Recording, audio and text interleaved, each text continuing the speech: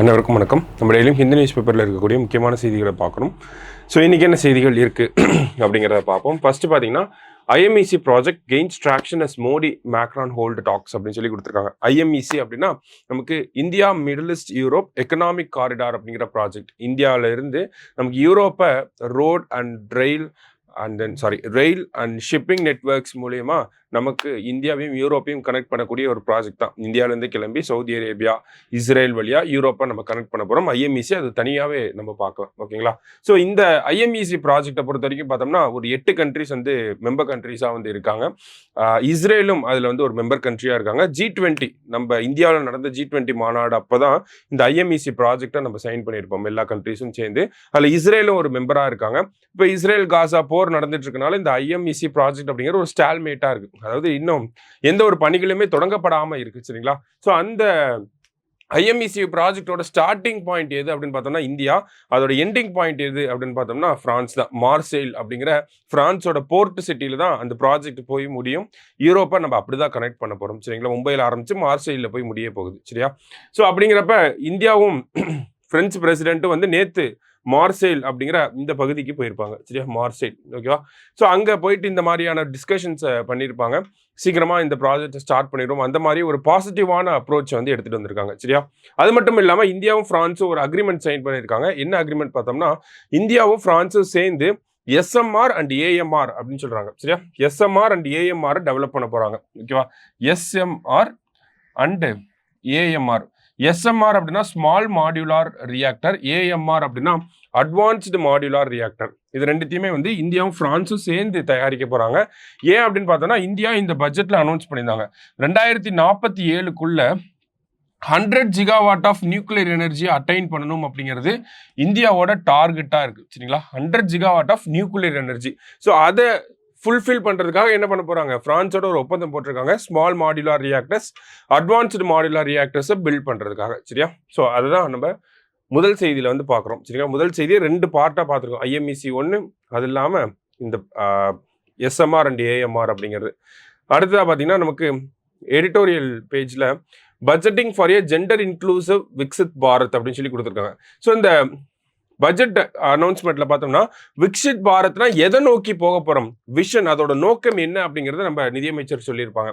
என்னென்ன நோக்கம் அப்படின்னு பார்த்தோம்னா ஜீரோ பாவர்ட்டி. ஓகேங்களா?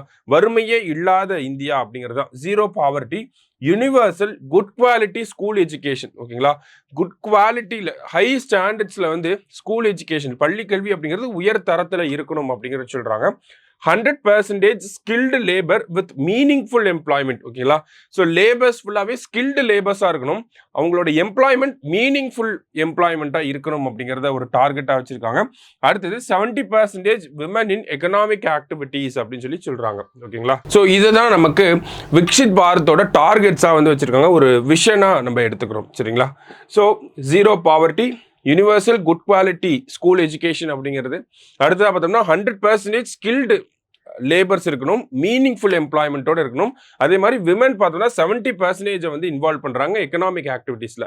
அப்போ கரண்ட் ரேட்டில் விமனோட இன்வால்வ்மெண்ட் எப்படி இருக்குது அப்படிங்கிறத பார்த்தோம்னா labour force, female labour force participation rate அப்படிங்கிறது நமக்கு இன்க்ரீஸ் ஆகிட்டே வருது. ஓகேங்களா? 2021-22 பார்த்தோம்னா 33% இருந்துச்சு.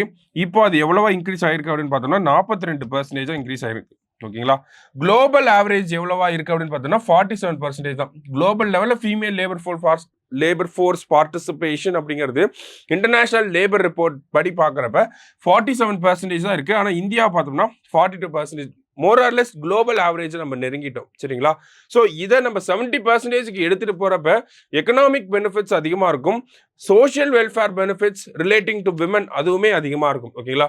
ஸோ இதுக்கு ஏற்ற மாதிரி மத்திய அரசாங்கம் என்ன பண்ணியிருக்காங்க அப்படின்னா நிறைய திட்டங்களும் கொண்டு வந்திருக்காங்க. அதாவது விமனோட லேபர் ஃபோர்ஸ் பார்ட்டிசிபேஷன் இன்க்ரீஸ் ஆகணும் அப்படிங்கிறதுக்காக நிறைய திட்டங்களும் இருக்குது. அதில் ஒரு சிலவற்றை இந்த இடத்துல கொடுத்துருக்காங்க. சமீபத்தில் இந்த பட்ஜெட்டில் என்னெல்லாம் பண்ணியிருக்காங்க, ஸ்கில் இந்தியா ப்ரோக்ராமை என்ஹான்ஸ் பண்ணியிருக்காங்க, நேஷனல் ஸ்கில் ட்ரைனிங் இன்ஸ்டிடியூட்ஸ் அப்படிங்கிறது வரப்போகுது. இந்த மாதிரி இப்போ இருக்கக்கூடிய இனிஷியேட்டிவ்ஸ், முன்னாடி இருந்து இருக்கக்கூடிய இனிஷியேட்டிவ்ஸ் எல்லாத்தையுமே கொடுத்துருக்காங்க. அதே மாதிரி ரீசெண்டாக என்ன பண்ணியிருக்காங்க அப்படின்னு பார்த்தோம்னா இந்த பட்ஜெட் ப்ரொபோசலில் கிக் ஒர்க்கர்ஸையும் இன்க்ளூட் பண்ணுறாங்க. கிக் ஒர்க்கர்ஸை ஈஸ்டர்ன் போர்ட்டலில் ரிஜிஸ்டர் பண்ணலாம் அப்படின்னு சொல்றாங்க. ஓகேங்களா? ஏன்னா கிக் ஒர்க்கர்ஸ், கிக் எக்கானமி அப்படின்னு பார்த்தோம்னா நமக்கு கிக் ஒர்க்கர்ஸ்னா இந்த ஸ்விக்கி, ஜொமேட்டோ இந்த மாதிரி இருக்கக்கூடிய டெலிவரி பார்ட்னர்ஸ் தான் கிக் ஒர்க்கர்ஸ் அப்படின்னு சொல்லுவாங்க. அதுல நிறைய விமன் வந்து இன்க்ளூட் ஆக ஆரம்பிச்சிருக்காங்க. ஸோ அவங்களுக்குமே ஒரு எக்கனாமிக் எம்பவர்மெண்ட் இருக்கு அப்படிங்கிறதா இந்த இடத்துல சொல்ல வராங்க. சரியா? ஸோ வேற என்ன பண்ணணும், விமனோட லேபர் ஃபோர்ஸ் பார்ட்டிசிபேஷன் இன்க்ரீஸ் பண்ணணும் அப்படின்னா வேற என்ன பண்ணணும் அப்படிங்கிறத கொடுத்துருக்காங்க. ஓகேவா? அதாவது உதயம் போர்ட்டல் படி, உதயம் போர்ட்டல் அப்படிங்கிறது எம்எஸ்எம்இ வந்து ரிஜிஸ்டர் பண்றதுக்காக வச்சிருக்காங்க. சரியா? அப்ப ஈஸ்ரம் அப்படிங்கிறது எதுக்கு? நமக்கு கிக் ஒர்க்கர்ஸ் இந்த மாதிரி அன்ஆர்கனைஸ்ட் ஒர்க்கர்ஸ்க்காக ஈஸ்ரம் போர்ட்டல் இருக்கு. ஓகேங்களா? உதயம் போர்ட்டல் எதுக்காக அப்படின்னு பார்த்தோம்னா எம்எஸ்எம்இக்காக இருக்கு. இந்த எம்எஸ்எம்இ போர்ட்டலில் பார்த்தோம்னா கிட்டத்தட்ட இந்தியாவில் இருக்கக்கூடிய எம்எஸ்எம்இஸ்ல ஒரு 20% விமன் ஓன்ட் எம்எஸ்எம்இஸாக இருக்கு. அதில் 27 மில்லியன் பீப்புள் வந்து ஒர்க் பண்ணுறாங்க. அப்போ விமனுக்கு வந்து விமன் ஓன்ட் எம்எஸ்எம்இஸ்க்கு வந்து அதிகமான ஃபண்டிங்கை நம்ம கொடுத்தோம் அப்படின்னா இன்னும் நிறைய பேர் எம்ப்ளாய் பண்ண முடியும் அப்படிங்கிறதையும் சொல்லியிருக்காங்க. சரியா? ஸோ மோரார்லெஸ் பார்த்தோம்னா விமன் ரிலேட்டடாக பட்ஜெட் ரிலேட்டடாக என்ன சொல்லியிருக்காங்க அப்படிங்கிறத கொடுத்துருக்காங்க. இந்த டேட்டா பாயிண்ட்ஸ் ஒரு சில ஃபேக்சுவல் இன்ஃபர்மேஷன் மட்டும் நோட் பண்ணி வச்சுக்கோங்க. தேங்க்யூ.